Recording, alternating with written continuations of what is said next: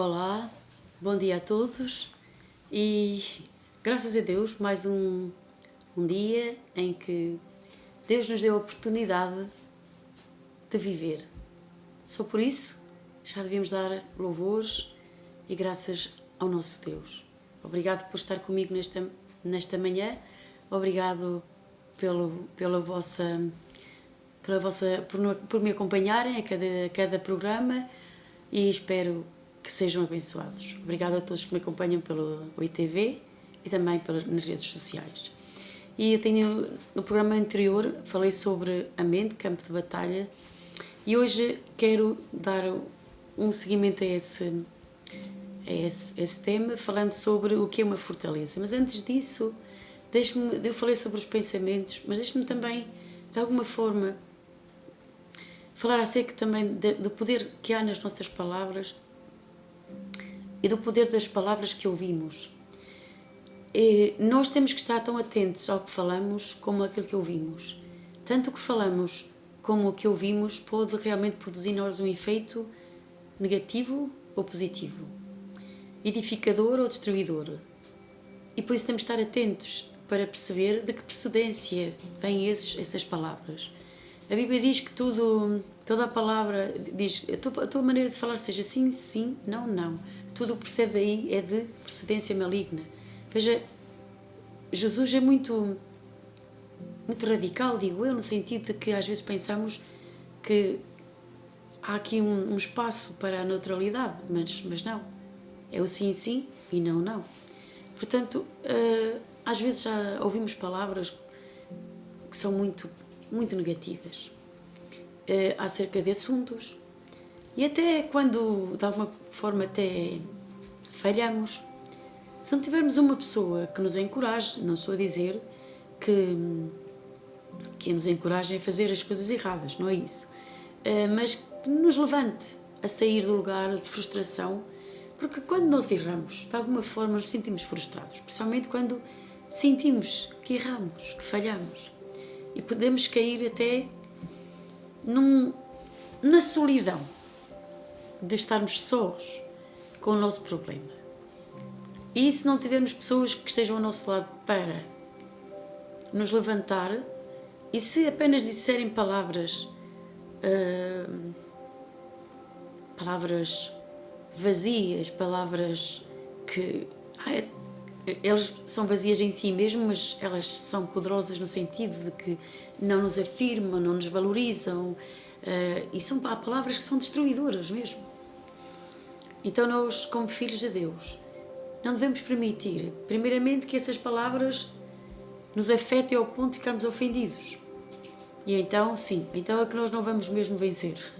Depois da ofensa estar lá dentro do nosso coração, nós vamos pensar, vamos permitir que o inimigo levante fortalezas em nossa vida. E nós próprios também temos que ver o que sai da nossa boca é de afirmação. Nós temos necessidade de que alguém nos diga palavras de afirmação, de valor. E Deus tem essas palavras de amor e de bondade para connosco. Ainda que Ele é como um pai que também corrige os seus filhos, e Ele também nos valoriza muito. E Ele também nos ajuda muito. Eu tenho visto como Deus é tão bom que quando você ou eu estamos de alguma forma em momentos difíceis, Ele vem a nós e diz: não temas, levanta-te. Essa é a linguagem de Deus para nós. Ele não gosta de ver os seus filhos prostrados pela dificuldade. A única maneira que agrada a Deus quando nos prostramos é quando o adoramos e é quando nos rendemos ao senhorio de Jesus Cristo. De outra forma, Ele não se agrada com isso. Por isso Deus deseja que nos levantemos. Então o que eu quero dizer é que temos de ter muito cuidado com o que dizemos e também com o que ouvimos. Temos que fazer um escrutínio e de ver e de declarar que essas palavras não vão afetar a nossa vida. E vou dizer-lhe, quando alguém disser palavras que fazem doer a sua alma, o seu coração, não as receba. não as aceite, não acredite nelas. Pelo contrário, declare: eu não aceito estas palavras. Eu não vou permitir que elas invadam a minha vida. Eu não vou permitir que elas ganhem raízes. É que elas se enraizem em mim e produzam o fruto para o qual o inimigo planeou. Em nome de Jesus, cancelo-as, apago-as. E também declaro que todas as palavras que saem da minha boca, também tem que haver aqui arrependimento em relação a que se eu falo palavras que não são para edificar outras pessoas, para ajudá-las, não são para exortação nem para consolação, também devo arrepender-me.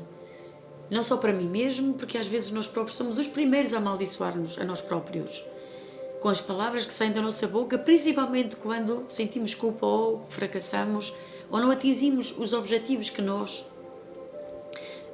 tínhamos determinado. Não vamos permitir que isso acabe com o nosso relacionamento com Deus, com as outras pessoas e até connosco mesmos. Não vamos, não permita.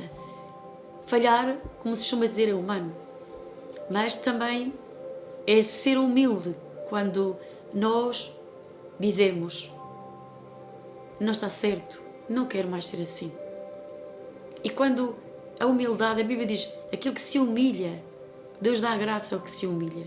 Quando a humildade não é aquilo que algumas pessoas pensam, e a humildade é nós nos submetermos a Deus, é dizermos: Deus, não posso por mim mesmo, ajuda-me, socorre-me, dá-me a tua fortaleza.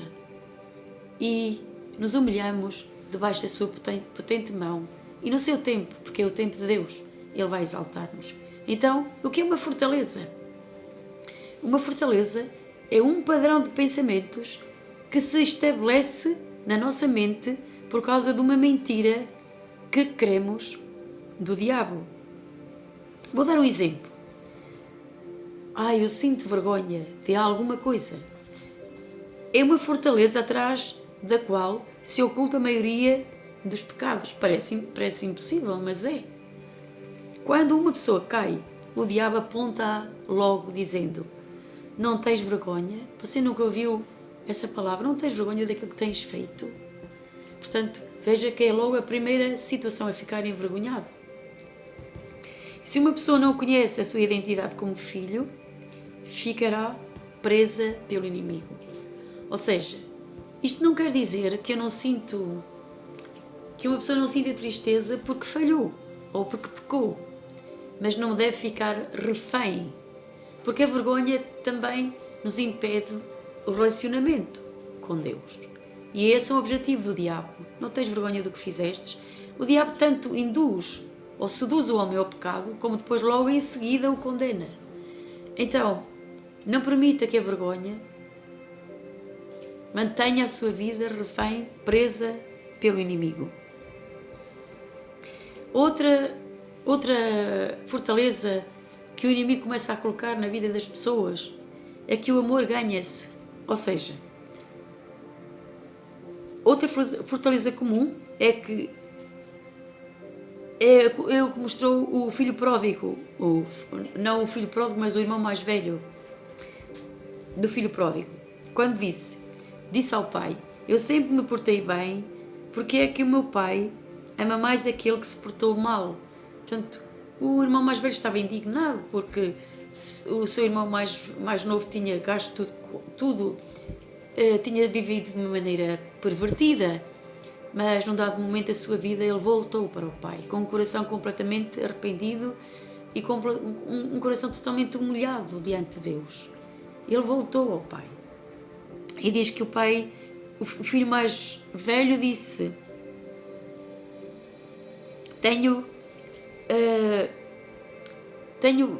tu nunca me deste um cordeiro. Ele até de alguma forma acusou o pai.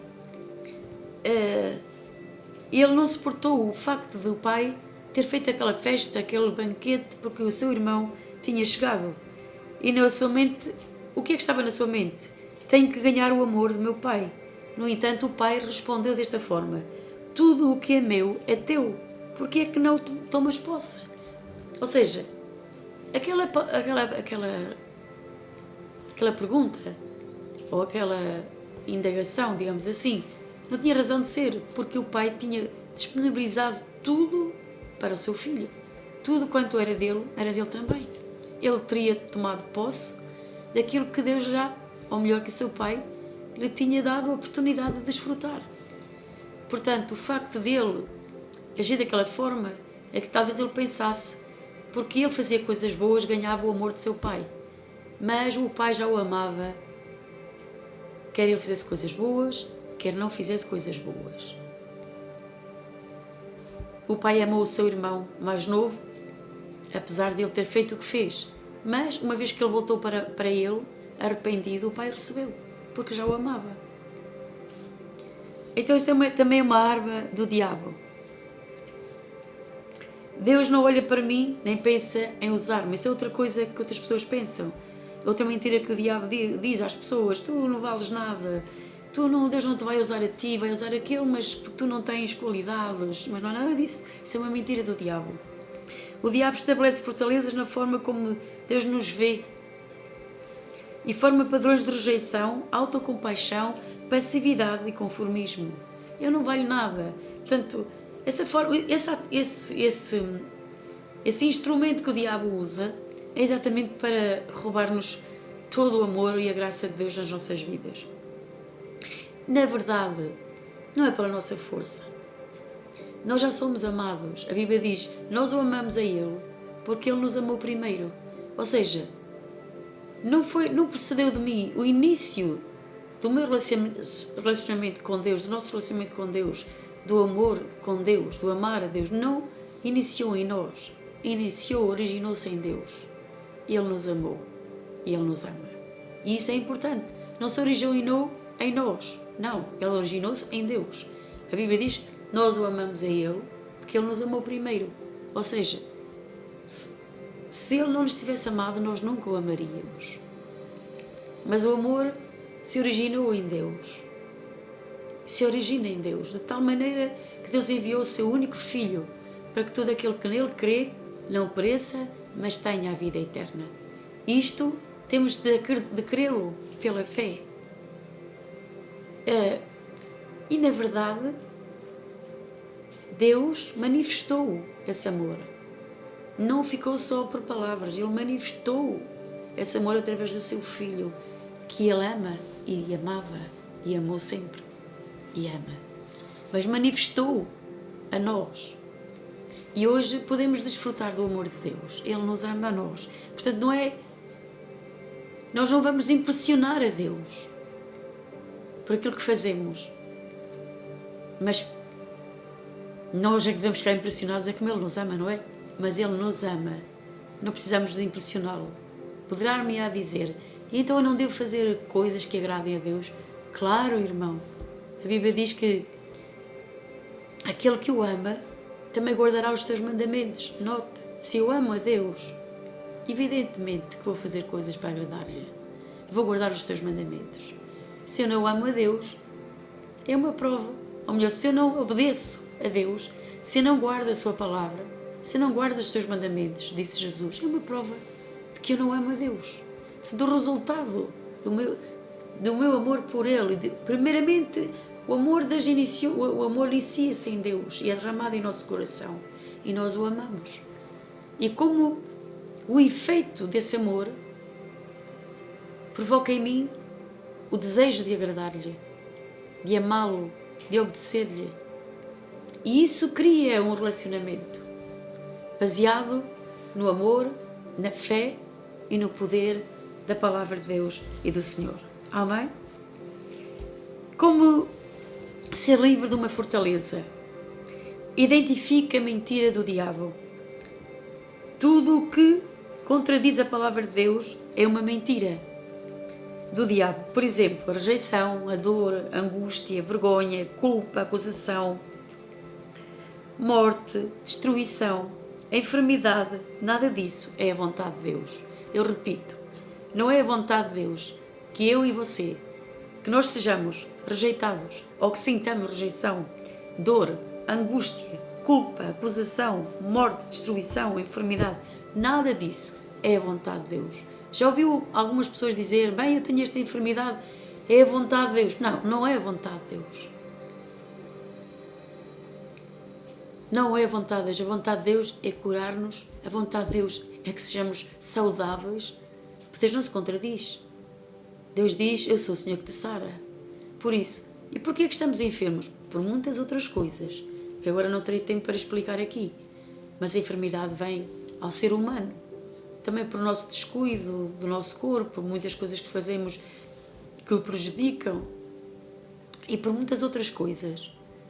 Mas não porque fosse uma ideia de Deus. Não, pelo contrário. A Bíblia diz que Deus enviou a sua palavra e nos sarou e nos livrou da destruição. O autor da morte, o autor da enfermidade, o autor de todo o mal é o diabo, não Deus. Portanto, todas estas coisas não procedem de Deus, do inimigo sim. Mas quero dizer-lhe que Deus providenciou tudo para que nós possamos ser mais que vencedores em todas estas áreas e obter a vitória através de Jesus.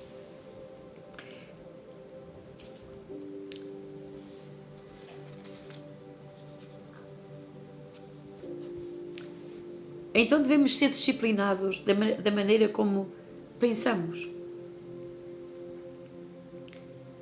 A libertação de cada um de nós é um processo diário. Começa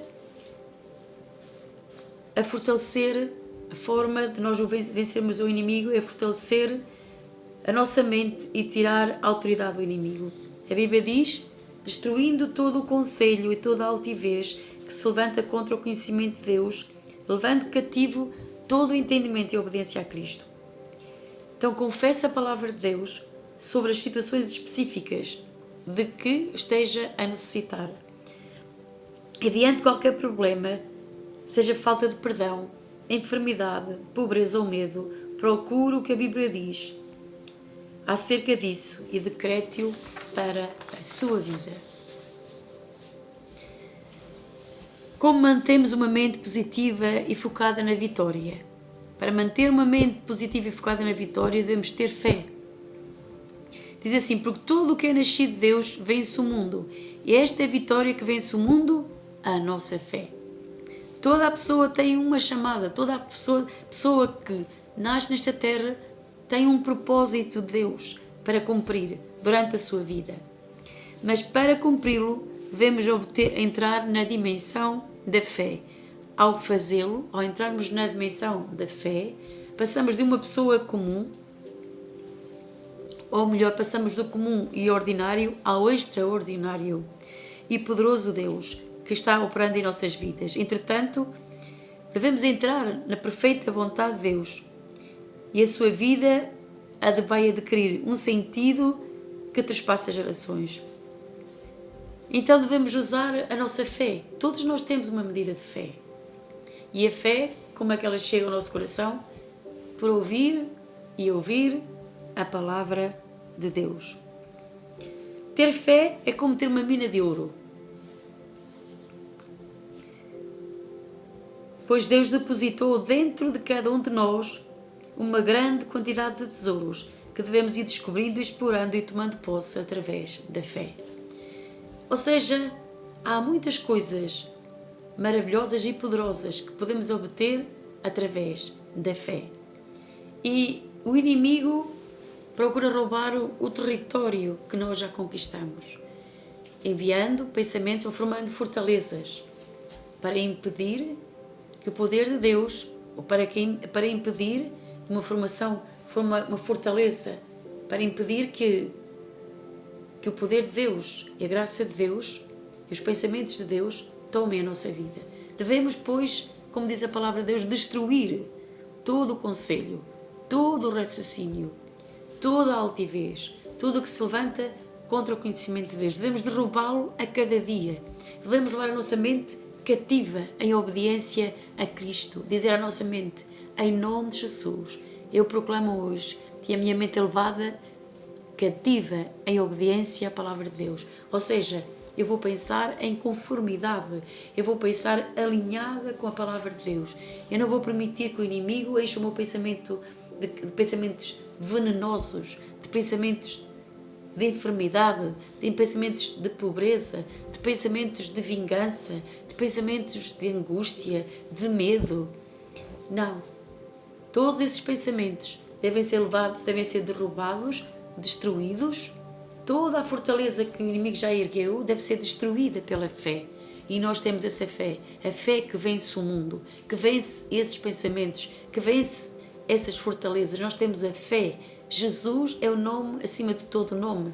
Tome esse nome com fé em nosso coração, sabendo que esse nome representa Jesus, representa a sua autoridade, representa o seu poder, representa quem Ele é. Jesus é o mesmo, não mudou. Creia nele de todo o seu coração. Tome a palavra de Deus, encha o seu coração. Não permita que o inimigo tome vantagem na sua vida. Ele é um ladrão, mas nós temos aquele que venceu todas as coisas, que ressuscitou, que venceu a morte, que está vivo, que vive em seu coração. Deixe que Ele reine, deixe que Ele governe, deixe que Deus invada a sua vida com sua presença. Deixe que a palavra de Deus encha o seu pensamento e a sua vida será transformada. De fé em fé, de glória em glória, somos transformados. Entramos em dimensões maiores da fé, somos conquistadores. Deus disse a Josué para ele conquistar a terra que ele já tinha prometido ao seu povo. Então, Deus também nos deu uma formosa herança. Deus também nos deu formosas e poderosas promessas. E é pela fé que tomamos posse delas. Não vamos permitir que o inimigo envenene a nossa vida. Sim, o diabo gosta de envenenar-nos a tal ordem que por vezes estamos confusos, até mesmo acerca da nossa própria fé. Não permita, derrube, destrua. Deixe que a presença de Deus invada a sua vida. Deixe que Jesus Cristo seja o Senhor. Renda-se a Ele de todo o seu coração.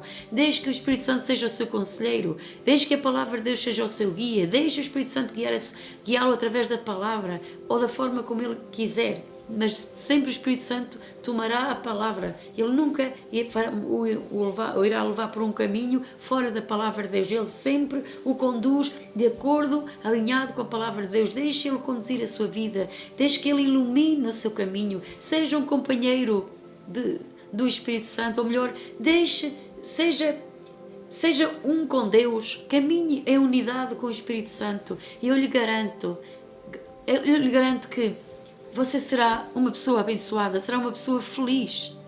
Eu não estou a dizer que não vai ter problemas, mas você terá o poder do Espírito Santo para vencê-los. Por isso nós não fomos criados para caminhar sozinhos. Nós fomos criados à imagem de Deus para caminhar no sobrenatural, na dependência total do Espírito Santo. Não é por uma razão qualquer que a Bíblia diz que nós somos o templo do Espírito Santo, o templo onde Deus habita. Sabe, aquele que criou os céus e a terra, aquele que estava no princípio do mundo, que a Bíblia declara e diz que o Espírito Santo pairava, planeava sobre a face do abismo.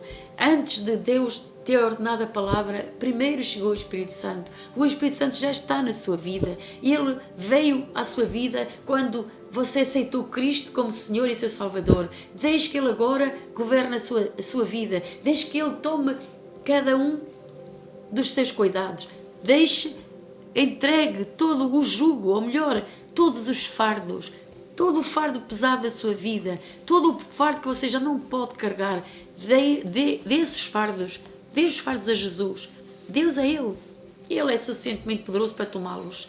Dê esses fardos a Ele. Não carregue um fardo do qual você não tem poder para carregá-lo. Entregue a Jesus com fé no seu coração.